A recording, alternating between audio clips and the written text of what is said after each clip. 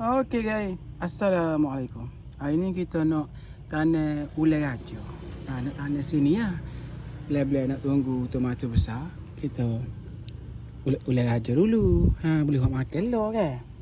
Lepas tu siap tabur ulat raja ke apa belakang kak. Siap tabur ulat raja. Ulat raja ni kalau boleh sikit lagi. Sikit sangat tu. Sikit lagi. Video ni panjang sikit muka tak ada orang rakyat. Mesti kesal dia tu ya.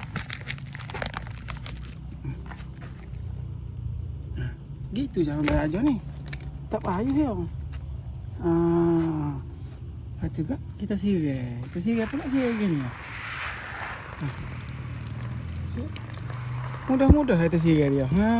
Gini je. Buat macam hujan. Kalau kita buat gitu dah. Kalau kita buat game pun boleh, tak salah. Tapi nak nampak jangan sikit. Buat gini.